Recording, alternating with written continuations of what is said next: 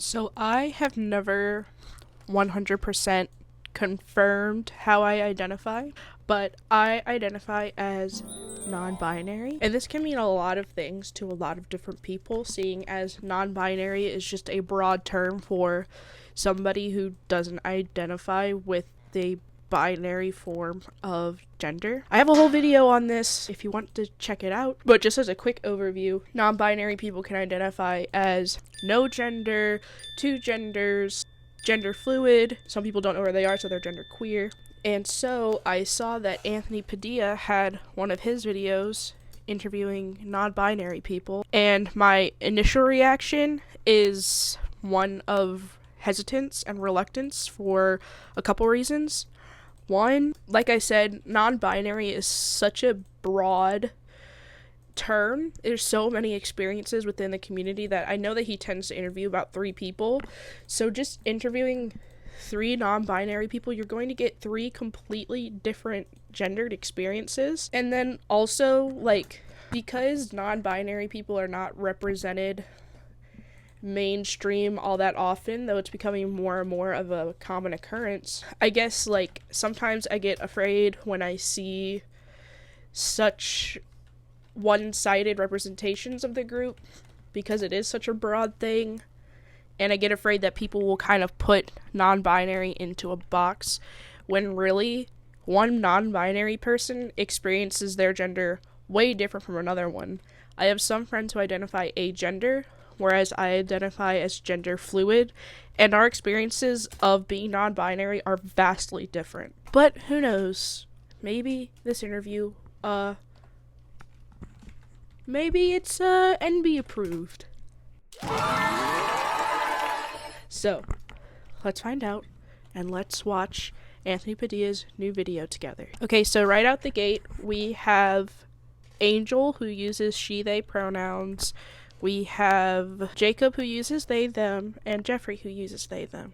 Just based off of observation, Jacob and Jeffrey, their gender expression is quite, femme-leaning, while Angel is more I would say, androgynous, or I guess, masc-leaning, but we tend to, kind of think of, masculine as gender neutral sometimes, so I don't know. Do I have to be androgynous to be non-binary? Do I have to use they, them pronouns in order to identify as non-binary? No, you don't. Yeah, what Angel just said here is very important.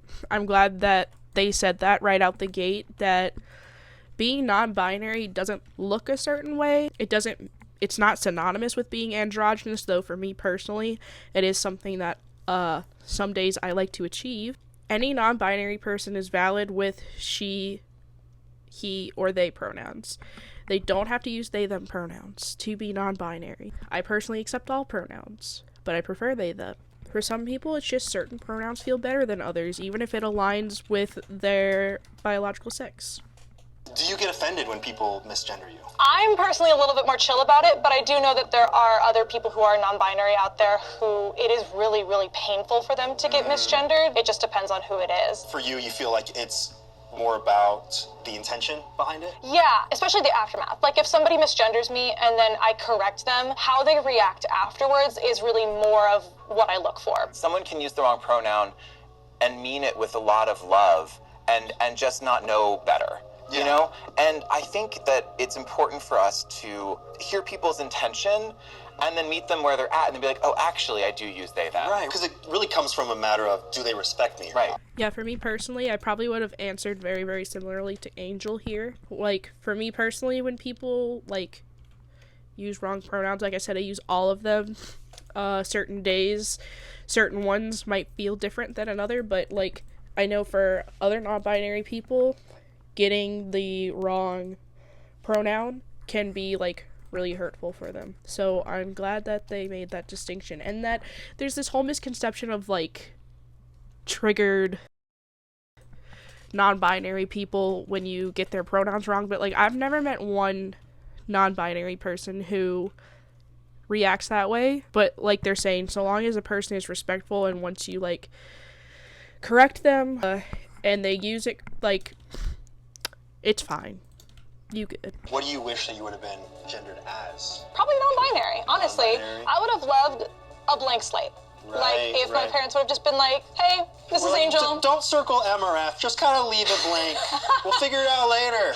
We don't have time for this. So actually, I never really thought about this thought of, like, well, I have thought about how, like, at birth, we are assigned our gender based off of our biological sex, and we are set into these, like, expectations, like, literally, once we are conceived, like, put a pink hat on the girls and a blue hat on the boys. But I guess it'd be interesting if, like, we all were given, like, that blank slate at birth. Like, sure, put the biological sex of what we are on piece of paper, but then, like, what if we saw kids as, like, gender, like, to be announced, or, like, undetermined? That would be a very interesting concept. So one of the questions that Anthony asks them is how their parents are affected by them identifying as non-binary and what growing up like this was like. And if I were to answer that for myself, I've said it many times on the channel before, but I didn't leave the Catholic Church until I was 21. And in the church, like, we don't really talk about gender except past, like, femininity and masculinity and how those roles look like in the home. And I am so, like, I would say, like, I fluctuate in the middle of the binary, so, like, soft masculine and tough feminine. Like, I just kind of passed even to myself for a very long time. As a kid, I wanted to be seen as a tomboy, but I was told by many people that I wasn't. I was into some girl things, like Littlest Pet Shop or, like, My Little Pony, but then I grew up with brothers, so I was also into, like, Teenage Mutant Ninja Turtles and Kingdom Hearts and Pokemon and things that they tell us that, like, only guys like, only boys like. And, you know, I made majority male friends as a child, and my parents thought it was just because, like, I grew up with brothers, and that could have definitely played a part in it. But when I look back on it, like, I really think a part of it was because I still to this day have a tough time identifying with the female experience or the way that it's, like, presented to us socially. And to be honest, like, I guess we, like, look to our parents as an example for gender, and my mom growing up was not, like, hyper feminine. You know, she didn't wear a lot of makeup. She didn't really put a lot of, like, emphasis on, like, fashion and things like that. She was just, like, herself and, like, her own brand of femininity, and, like, so I guess that's just kind of how I saw myself. Oh, I didn't even come out to myself until I was, like, 22, like, months after I left the church. So I didn't get to have a queer youth, and in some ways that's something I have to grieve. Trying to hit on people or trying to, like, meet people or trying to, like, go on apps, and then I'm like, but why am I not being treated as if I'm hot?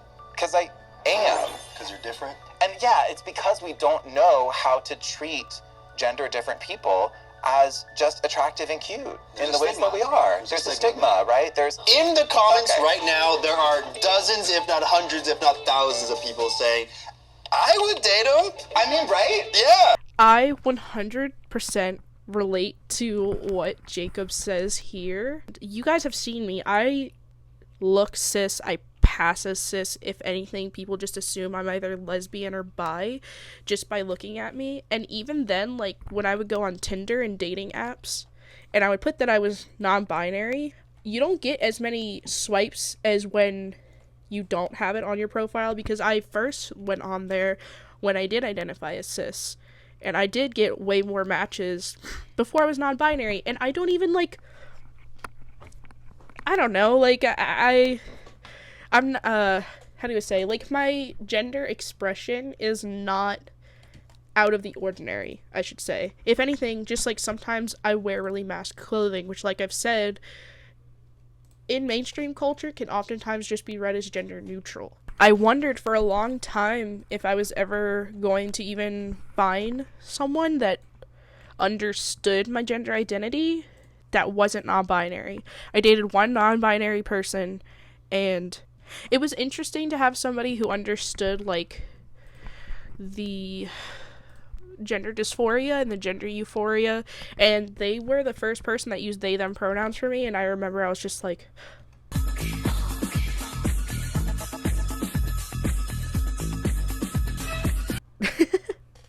it meant a lot to me. But now I am engaged, so how do you relate to somebody with gender dysphoria when you don't experience it yourself?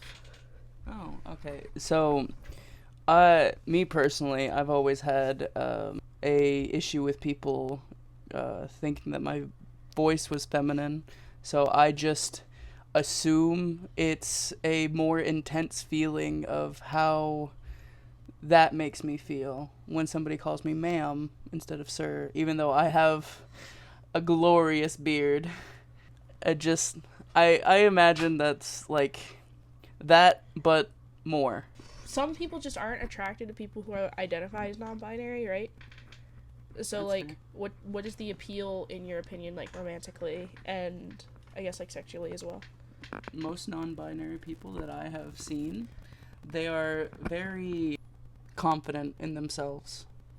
And, as everybody says, confidence is sexy.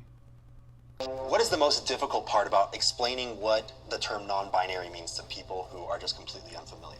People who were not in on the creation of a language find it very hard to explain who they are within that language. So for us to explain deeply who we are using a language that is so weighed down with its very binary past is really difficult. And most people snap to an assumption that we're just so weird. But it really is just that English is so weird and doesn't have the pronouns, the capacity, the language, the words. How do you feel about gendered languages? Oh, I hate that. Get that out of here. I was on a panel in Florence with non-binary activists who had to talk about how everything has a gender. So pencil, plant, but it is so etched on who they are that there's a binary because of the way they speak. Yeah. So, at one point, Anthony asked them if they think, or how they feel when people claim that identifying as non-binary is a trend, and Angel gives a really good answer, but what I wanted to add on to that is, if you are somebody who's questioning your gender and you don't know if you identify as female, male, trans, non-binary, whatever, something that has really helped me, it's just a really small tip, it might not help everybody, but it's helped me. I will not say where I learned it from, but if you can imagine yourself as an old person, how do you feel most like yourself? Do you see yourself as an old woman, as an old man, as an old androgynous person? And do you still feel like you identify with that? And if not, then it might indicate something. Or basically what the exercise does is that it helps you, like, imagine long term what this gender identity would look like for you. And typically your gender is going to be the same throughout your whole life. Now, some people do change the labels that they choose just in further understanding their identity or whatever. I see myself as an old butch looking lady, like a tough feminine and soft masculine. Yeah. What do you think the biggest misconception is about non-binary people? Non-binary people are curvy. Non-binary people are fat. Non-binary people are every skin tone, every ethnicity, every race under the sun. We are everywhere, and there is no such thing as what a prototypical or archetypal non-binary person looks like. And I wish that people understood that better. Overall thoughts of the video. MB approved. The people in the video did a really good job of being upfront about, like, non-binary is such a diverse identity. It doesn't look a certain way. There's so many ways to experience it. Of course, I identified most with Angel in the video. They described how they want to achieve an androgynous look when people look at them. They don't want someone to be like, oh, that's a man or that's a woman. And, like, I wish I could achieve the level of androgyny that Angel does, but unfortunately, because I don't have any surgery or any hormone therapy, at least right now, especially at my weight, that is never going to happen. So days when I'm feeling masculine, I just wear more masculine clothing. Maybe I'll talk lower. I even notice like my body language changes, and I will let my fiance know when I'm feeling that way, and he is very aware to use certain pronouns with me, use certain terms and names for me, certain pet names and things like that. He's very accommodating. I really appreciate it. But I'm also glad to see that sort of the feminine presenting non-binary people were also in the video as well. I've seen Jacob and Jeffrey around doing interviews and stuff before, so I know they've been around a while advocating for these things. Overall, good video.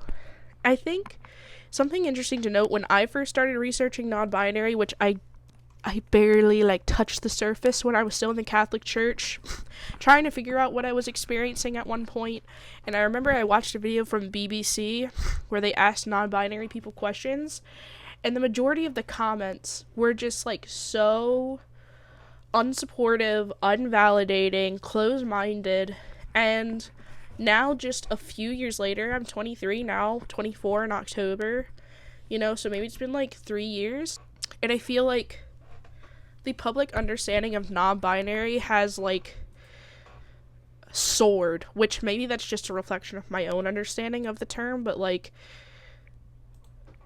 I feel like people are so much more open-minded about it, so much more understanding of it, willing to learn, and that's all that really matters.